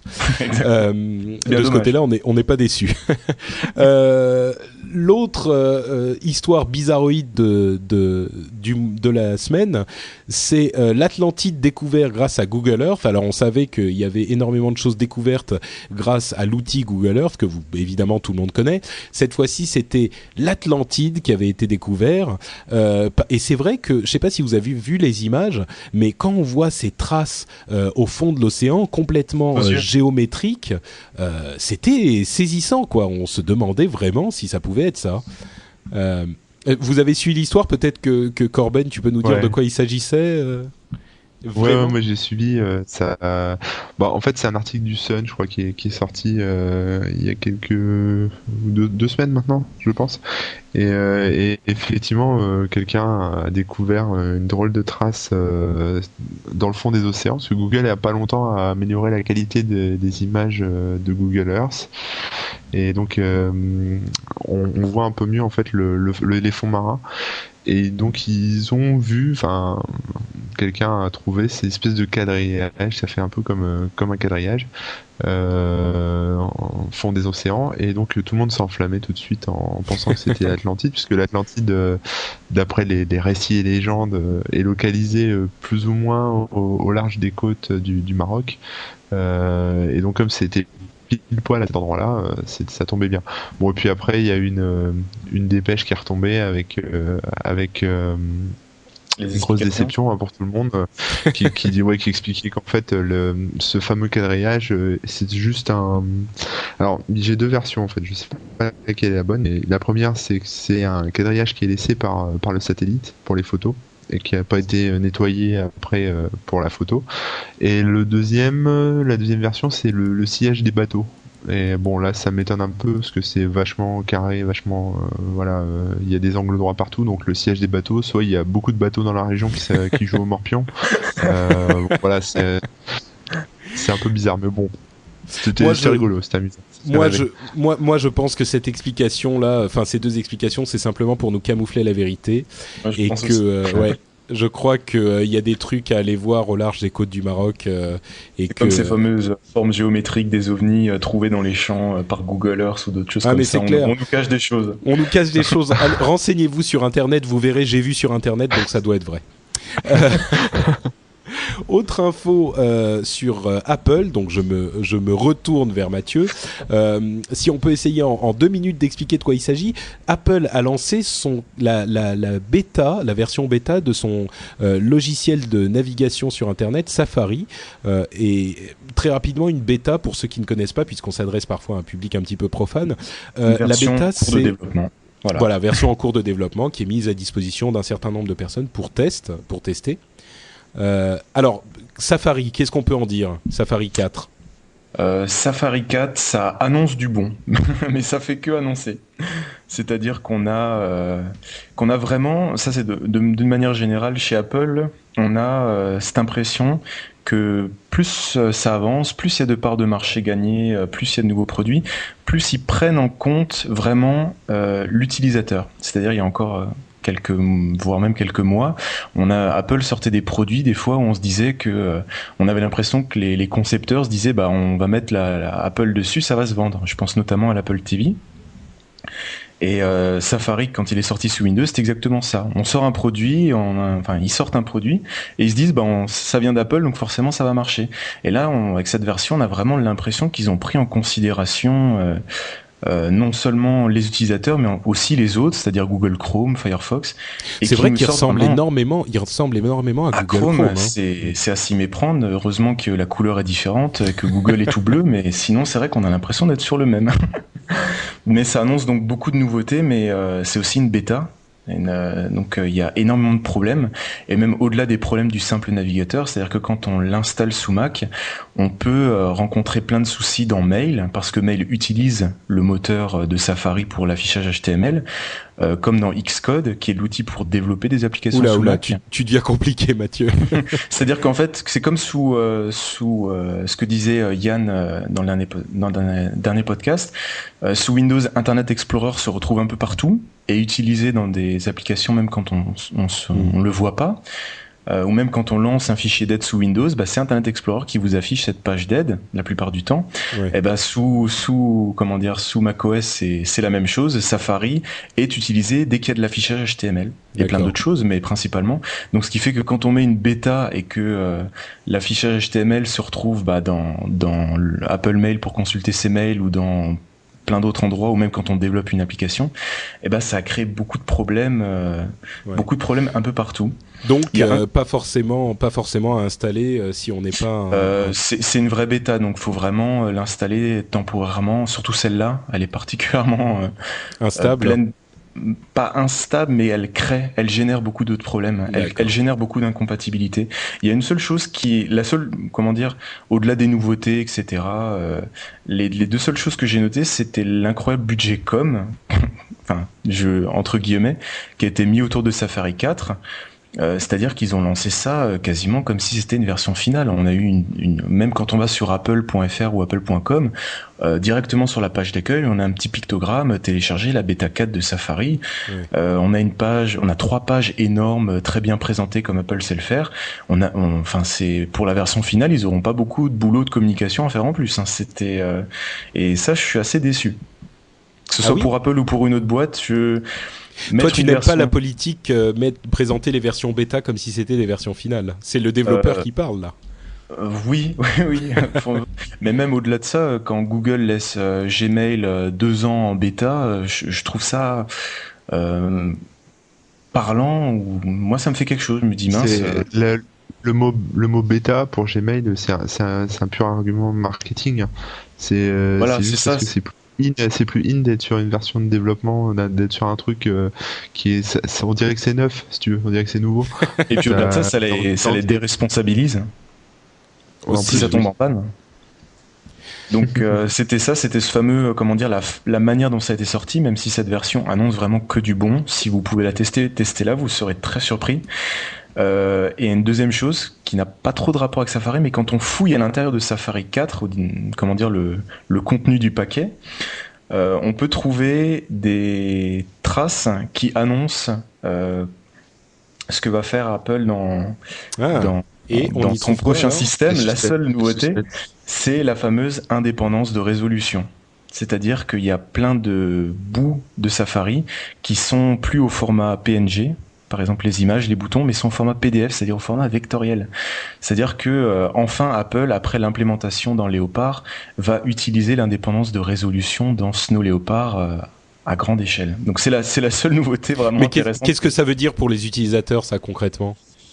C'est-à-dire qu'en fait, par exemple, l'utilisateur Mac le connaît beaucoup plus que l'utilisateur Windows, bien que Vista rattrape un petit peu sur ce point-là. C'est-à-dire que votre interface, ce que vous avez sous les yeux, ça va être du vecteur. C'est-à-dire, par exemple, si vous prenez si vous zoomez sur votre écran sous Windows, ça va être pixelisé. Vous allez avoir des pixels. Et bah là, donc, en gros, ça veut dire que ça donne la possibilité de faire des effets graphiques plus poussés et des petites même au-delà de ça, la moindre chose va être un vecteur, c'est-à-dire ce ne sera plus une image composée de pixels, mais des formes mathématiques, ce qui fait qu'on peut zoomer à l'infini dessus, et même au-delà des effets que ça peut apporter. Ouais, mais pourquoi est-ce que je voudrais, moi, zoomer infiniment sur Safari Eh bah, même pas au-delà de ça, c'est-à-dire la taille des écrans, on a toujours remarqué, plus on a un écran grand, plus les caractères sont petits. Ah. Ça, vous avez déjà pu remarquer. Et ben, l'indépendance de résolution supprime ce problème. C'est-à-dire qu'on aura la même taille sur tous les écrans. Et même au-delà de ça, ça annonce des possibilités énormes pour les personnes à déficience visuelle ou handicapées. Donc c'est la seule chose pour les développeurs qui nous écoutent, c'est la chose très intéressante que nous apprend cette version bêta. Très bien. Écoutez, je pense qu'on arrive à la fin de la section news. J'avais une ou deux petites histoires en plus. Bon, allez, rapidement. Un petit truc à signaler pour la fierté française, monsieur. Mythic est en train de racheter la partie française de Match.com. Alors, Mythic, c'est ce site de rencontres par Internet, de petites annonces et de rencontres. Et quand Match.com, qui est un géant américain, est arrivé en Europe, on a pensé que Mythic était foutu. Eh ben non, Mythic a réussi à résister, et non seulement à résister, mais à grossir suffisamment pour bouffer la partie européenne de Match.com, enfin la partie française. Une autre info, j'étais au TechCrunch Talk de Paris qui a eu lieu cette semaine, et je voulais juste en parler très rapidement pour dire que j'ai ressenti là-bas, le TechCrunch Talk, c'est une sorte de petit rendez-vous de rencontres et de networking pour les startups françaises et parisiennes en particulier. Et j'ai vu un énorme enthousiasme et une énorme énergie là-bas qui m'a fait quand même assez plaisir par rapport à la situation terrible économique actuelle dans laquelle on est aujourd'hui. J'ai aussi eu l'occasion de parler avec Mike Butcher, qui est l'éditeur de TechCrunch, qui est un blog sur la technologie et les startups. Et là aussi, il y a eu beaucoup de choses intéressantes qui ont été dites. La chose que je retiendrai, c'est que le podcasting, qui est un média qui nous intéresse, pour lui, se développera vraiment le jour où les téléphones portables y auront accès directement. Et c'était plutôt une bonne nouvelle pour nous, pour Mathieu et moi en tout cas, puisqu'on n'est pas si loin de ça aujourd'hui, avec des connexions Internet permanentes et des téléphones intelligents entre guillemets comme l'iPhone ou le Surtout BlackBerry. qu'actuellement c'est juste des limitations techniques imposées par les opérateurs qui limitent ça. On y est très proche. Voilà, donc l'explosion du podcast bientôt, peut-être. Et voilà, et la dernière histoire sur laquelle je veux conclure absolument, qui est une petite histoire marrante, c'est l'histoire des fans de Shaquille O'Neal. Évidemment, les amateurs de basket connaîtront Shaq. Shaq, c'est un immense, à tous les sens du terme, littéral et figuré, joueur de basket américain de la NBA, qui est sur Twitter. Alors, je sais qu'on vous bassine tout le temps avec Twitter, mais bon, c'est comme ça, hein, c'est le truc du moment. Et il est sur Twitter et il était dans un petit diner, dans un restaurant américain, et il a dit je suis à tel endroit en train de prendre mon hamburger. Super. L'erreur. Et il y avait des gens en fait qui le suivaient sur Twitter, qui étaient dans l'immeuble d'à côté en train de bosser. Ils se sont dit on va aller voir là-bas si c'est vraiment lui. Allez, allons-y. Ils y vont, ils voient que c'est lui et ils se mettent au bar en train de discuter, en train de dire de chuchoter machin. Et Shaq les voit et il remet un message sur Twitter en disant « Je sens qu'il y a des Twittereurs à côté de moi. Venez donc me dire bonjour, soyez pas timides. » Et là, ils voient le message sur leur téléphone portable. Ils vont dire bonjour à Shaq et ils passent leur repas avec lui. Ils ont pris des photos, tout ça, c'était marrant. Et donc, c'était un des exemples de la manière dont Twitter a rapproché des gens, a facilité la communication. J'ai trouvé que c'était une histoire mignonne. C'est mignon. On nous dit tout le temps que Internet coupe les ponts sociaux, met les gens derrière un écran. Heureusement qu'on a des exemples comme ça, il y en a pas mal, il y en a même de plus en plus, des rencontres, etc. Ah bah moi je se font par ces biais-là. je compte même plus le nombre de gens que j'ai rencontrés physiquement, hein. En dehors du fait que nous trois par exemple on serait sans doute jamais parlé si on n'avait pas eu ce genre d'outil. En dehors même de ce fait-là, moi j'ai rencontré je ne sais combien de personnes physiquement avec qui je m'entends très bien par internet. Le petit bémol c'est que une fois qu'ils sont repartis, chaque a lancé un dernier Twitter pour dire c'est vraiment des lopettes ces gars-là, ils sont même pas osé venir me voir tout seuls comme des grands, j'en reviens même pas. Je t'ai coupé Corben ou t'étais en train de... Non, j'étais d'accord avec toi sur le fait de rencontrer du monde quoi. Vu que j'ai monté mon blog, c'est pareil. Enfin, voilà, tu suffit que tu fasses entre les soirées, les petits pots à l'arrache avec les gens justement sur Twitter ou pour voilà quoi. C'est vraiment sympathique et on rencontre pas mal de monde. Donc je pense que Internet ça rapproche les gens. Et puis ceux qui arrivent pas à se faire des potes sur Twitter, il leur reste Mythique. Hein. Et Mythique ça marche, la preuve ils rachètent match.com. Et voilà, je crois qu'il y a trois marchés qui connaîtront jamais la crise, c'est comme on a dit, la pornographie, l'amour et les pompes funèbres, ça va être ça. Et de pierre to pierre. Ouais, l'un ou l'autre. Donc voilà, c'est tout pour nos news de ce mois-ci. En conclusion, on va avoir deux petits trucs dont je voulais parler. C'était notre conseil logiciel d'une part, et c'est en rapport avec ceux dont on parlait avant, parce que beaucoup de gens parmi vous utilisent certainement Internet Explorer, ceux qui sont sous Windows, utilisent comme navigateur Internet Explorer. Et là, je pense que je n'ai pas à convaincre mes deux compères sur l'émission que c'est pas une bonne solution. Alors, notre conseil logiciel, ça sera tout sauf Internet Explorer pour aller sur Internet. Vous avez le choix aujourd'hui. Il y a encore... Pardon, vas-y. Oui, surtout. Je disais non. D'autant plus aujourd'hui. Corben. Non, mais faut pas déconner quand même. Non, tout sauf Internet Explorer 6. Oubliez Internet Explorer 6. Après, vous faites ce que vous voulez, le 7, le 8, si ça va, mais bon, c'est vrai que le mieux, c'est effectivement du Firefox, ou alors ce que vous avez, c'est Safari, hein, c'est ça, ou Chrome. Ouais. Safari, Chrome, ouais, ou même Firefox, c'est le mien.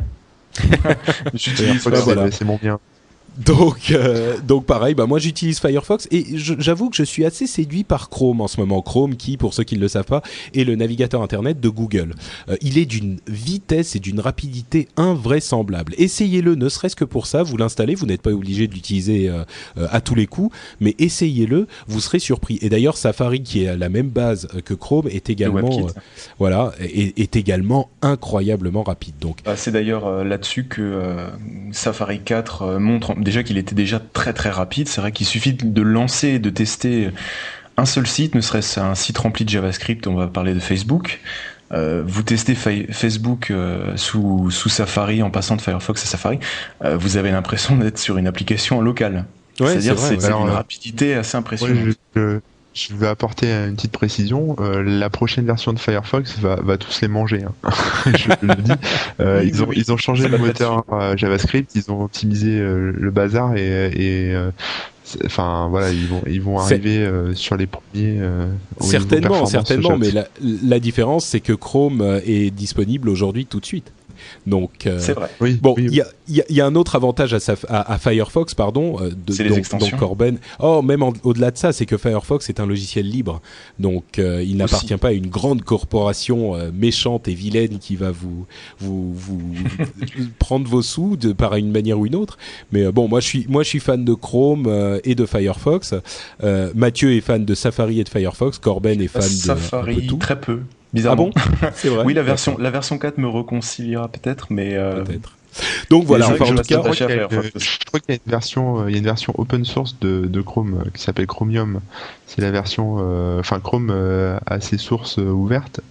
Et donc il y a une version qui est pas compilée par Google en fait, qui est libre, qui s'appelle Chromium en fait. Et ils font la même chose avec par exemple leur système d'exploitation Android où il y a la version compilée pour. Donc c'est vrai que la base même de Safari ou de Chrome, c'est le WebKit et qui lui est en open source et qui a à la base été développé, je crois sous Linux avec KDE. Oula, je vois que on continue dans donc la tradition. Comment dire, le cœur est libre. C'est ça le principal, que la déco autour soit propriétaire.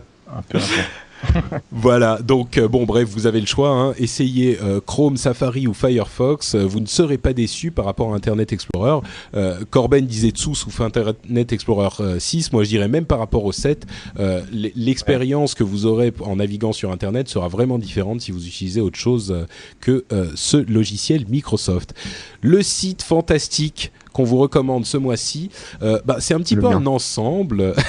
Bon, alors le site principal, c'est corben.info, évidemment. Et en dehors de ça, si vous avez le temps, moi c'est un truc que j'ai découvert. Alors je vais passer pour le dernier des abrutis, mais c'est un truc que j'ai découvert il y a très peu de temps, il y a 1 ou 2 mois. C'est l'ensemble de services offerts par Google, c'est-à-dire Gmail, le calendrier Google ou les documents Google, qui vous permettent de tout héberger sur Internet, dans le nuage, hein, ce fameux cloud dont on parlait la dernière fois. Et sincèrement, moi, j'avais été un petit peu récalcitrant à l'origine parce que je me disais, pour différentes raisons, bon, Gmail, il y avait des fonctions qui n'étaient pas encore là, dont j'avais besoin. Les documents, je me disais, bon, c'était pas, c'est pas aussi beau qu'un truc que je peux faire avec Word ou Excel. Mais finalement, en me forçant un petit peu, en essayant de prendre l'habitude, ne serait-ce que pour tester, je me suis rendu compte que une fois qu'on s'est adapté, d'une part, la plupart des choses fonctionnent aussi bien que ce qu'on a en local. Exception faite de certaines choses pour des présentations particulièrement complexes ou des documents vraiment qui doivent vraiment être mis en forme sous Google Docs, c'est peut-être un petit peu compliqué, mais il y a vraiment une place dans l'utilisation qu'on en fait tous les jours en bureautique ou même en utilisation personnelle pour tous ces outils. Et ils ont, en plus du fait qu'ils soient aussi efficaces que les autres, des avantages que les autres n'ont pas. Moi, ils ont vraiment... Le fait, par exemple, que ça soit hébergé sur Internet et que je n'ai pas besoin de me soucier de transmettre mes documents, de faire attention quand je suis sur mon portable. Quand je suis sur mon portable, est-ce que j'ai mes mails ou est-ce que je les ai pas ? Est-ce que tout ça, ça a vraiment... la phrase que j'utilise, c'est que ça a résolu des problèmes que je ne savais pas que j'avais. C'est vraiment, c'est vraiment des choses qu'il faut essayer pour voir si c'est bon pour vous ou pas. Et mon conseil, c'est vraiment de les essayer. Ne vous dites pas non, tout ça c'est pas pour moi, j'ai pas confiance si c'est sur le net ou je sais pas quoi. De toute façon, votre ordinateur il peut tomber en panne aussi, donc vous serez bien content d'avoir vos trucs sur le net et de pouvoir y accéder de l'ordinateur du pote ou de l'ordinateur de votre petit frère ou de votre femme. Donc il y a des avantages et des inconvénients dans les deux cas, mais essayez en tout cas. Vous risquez d'être très agréablement surpris. Forcez-vous pendant 2 semaines ou 3 et vous verrez la différence. C'est vraiment vraiment intéressant. Et je précise simplement avant de donner la parole à mes deux compères que Google Mail vous permet de récupérer les mails de votre compte existant. Donc vous pouvez essayer Google Mail sans risque, vous récupérez les mails simplement mais vous les laissez sur votre compte existant et vous utilisez votre ancien logiciel et Google Mail en même temps, le temps de voir si ça vous plaît ou pas. Et vous pourrez même envoyer par Google Mail des emails comme s'ils étaient envoyés par votre adresse classique. Vous pouvez spécifier quelle adresse va apparaître dans le champ de réponse et dans le champ de personne qui a envoyé. Donc voilà, mon petit conseil sur le sujet. J'imagine que vous ne me contredirez pas, Mathieu et Corben. Corben, toi, tu es un adepte de ce genre de choses ? Ouais, moi j'aime beaucoup les outils de Google. C'est vrai que bon, il faut pas être frileux, faut pas avoir peur de laisser ses infos à Google, mais bon, voilà quoi. Moi, ce que je recommande aux gens, c'est de rien laisser de sensible. Voilà, parce que au-delà du fait que Google va exploiter les données ou pas, on s'en fout. C'est plutôt le risque de se faire pirater. Si vous laissez des documents un peu confidentiels ou ce genre de choses, si vous faites voler votre mot de passe, vous les perdez quoi. Donc c'est vraiment à utiliser avec des choses que vous n'avez pas peur de vous faire voler en tout cas. Et sinon, oui, moi je suis assez fan de ce genre d'outils. J'utilise Google Apps qui est, on va dire la suite Google avec la totale, hein, le calendar, le Google Doc, le Gmail. Et j'ai tout configuré en fait sur mon nom de domaine. Ce qui fait que quand j'ai ma boîte mail qui est corben@corben.info, c'est un Gmail derrière. et j'ai mes sous-domaines. Je peux configurer si je le souhaite des sous-domaines comme je sais pas mail.corben.info ou calendar.corben.info, etc. Et on peut créer autant de comptes qu'on veut, ce qui fait que pour des petites entreprises, c'est tout à fait possible d'avoir un bureau distant, complètement décentralisé, et offrir ça à ses employés et voilà, permettre. Tu es un petit peu le son est un petit peu bizarre là. Je sais pas si tu es en train de télécharger sur Pirate Bay en même temps, mais Non. Désolé, non. Mais ouais, bah écoute, il faudra qu'on parle parce que tu m'intéresses avec cette histoire de configurer Google Mail derrière ton propre domaine. Faudra que tu m'expliques comment ça marche. C'est sur mon site, j'ai tout expliqué. Ah d'accord, bah j'irai y jeter un coup d'œil. Encore une fois, allez sur corben.info pour voir tout ça. Mathieu, rapidement, j'imagine que... Donc moi je suis converti mais depuis des années, donc j'utilisais Gmail, et c'est vrai que j'ai eu la chance de pouvoir déployer Google Apps pour entreprise dans une société qui compte 150 collaborateurs, et c'est vrai que déployer une solution qui est celle-ci, c'est-à-dire Gmail, Google Calendar, Google Documents, etc., comparé à une autre solution, que ce soit IBM Lotus ou Microsoft Actions, qui coûte plusieurs bras par mois ou par an. C'était d'une simplicité déjà assez incroyable. C'était pour l'administrateur, c'était assez phénoménal. Et après pour l'utilisateur de tous les jours, qui étaient des utilisateurs qui, mis à part Microsoft Word ou Excel, ne lançaient rien d'autre.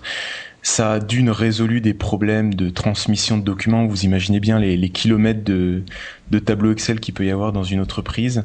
Ça a résolu des problématiques, et ça a en plus créé des choses qui étaient impossibles, c'est-à-dire travailler à plusieurs sur un tableau, avoir une personne à Lyon qui travaille sur un tableau de rentabilité et avoir une autre personne à Paris qui consulte ce même tableau mis à jour en temps réel sur son iPhone devant les fournisseurs. Enfin, ça a créé des choses assez incroyables, et c'est vrai qu'il y a une petite appréhension parce que c'est un peu nouveau, c'est un peu bizarre, mais après 3-4 jours, une fois qu'on a compris que ça fonctionne pareil et toutes les possibilités que ça permet, là c'est l'utilisateur qui lui-même va chercher et va trouver des choses et va créer des choses assez incroyables. Bah écoute, moi je voyais ça du point de vue personnel et de l'utilisation pour les particuliers, mais c'est sûr que j'imagine tout à fait que pour une entreprise, même de taille relativement importante, ça peut apporter des nouvelles manières de travailler qui sont vraiment intéressantes, quoi. Donc oui, bah tout à fait. Donc que vous soyez particulier ou dans une entreprise, c'est à tester, c'est vraiment à tester. En tout cas, testez-le. Voilà, c'est le message qu'il faut retenir. Testez la suite d'applications Google. Ça vous apportera peut-être quelque chose de très intéressant, et on est tous là pour vous dire que la période d'essai est terminée et vous pouvez vous lancer sans trop de crainte. C'est quelque chose de véritablement qui apporte une valeur en plus. Et ça peut apporter une complémentarité complète, voire totale, parce que là on a le principe de Google qui est très ouvert, c'est-à-dire tous vos Google Documents, vous pouvez les télécharger au format Word, au format OpenOffice, au format PDF, donc en fait tout ce que vous mettez dedans ou tout ce que vous créez dedans peut être sorti, repris, partagé, voilà, vous vous enfermez pas avec, quoi. Voilà, exactement. Moi, j'ajouterai un truc aussi, c'est que pour les nomades, c'est l'idéal, parce que même quand on n'est pas tout le temps connecté, il y a un petit plugin qui s'installe par exemple sur Firefox qui s'appelle Google Gears, et qui permet justement d'aller consulter ses mails de façon déconnectée. Donc c'est-à-dire qu'il a si c'était un logiciel. Les mails en local. Voilà, comme si on était sur un logiciel offline complètement déconnecté, et même chose avec les documents, etc. Donc, et une fois que vous pouvez écrire des mails et rédiger ça dans le train, par exemple, pendant qu'on n'est pas connecté, et dès que vous arrivez au bureau, vous branchez l'ordi et tout synchronise et tout s'envoie, et vous récupérez vos nouveaux mails, etc. Et c'est vrai que moi c'était l'un des trucs qui faisait que j'étais un petit peu réticent jusqu'à l'arrivée de Google Gears l'année dernière, c'est que je me disais, si jamais par un malheureux hasard ma connexion internet saute, bah j'ai plus accès à rien, quoi, et je fais comment? Et ben là effectivement Google Gears résout ce problème. J'ai quand même mes documents et une partie de mes mails les plus récents sur mon ordinateur, et voilà, et le jour où je me reconnecte, et ben tout va bien, et puis si je suis pas connecté, c'est pas grave. Donc pour les portables, c'est important aussi. Juste un conseil, moi ce que je fais, c'est que je récupère quand même tous mes emails en POP3 de manière classique sur mon ordinateur avec Thunderbird. Et en plus. comme ça, si un jour Gmail se fait effacer de la planète pour définitivement, j'aurai quand même une copie de mes mails. C'est-à-dire que tu Voilà, fais je recommande de tu faire fais un backup, tous les jours, une fois par jour, tu télécharges tous tes mails sur Thunderbird. Ouais, voilà. D'accord, Ouais. je vois. Mais tu les classes pas, par contre, tu les colles sur ton truc et puis Non. voilà, c'est pour archive. Je classe jamais rien, moi. D'accord.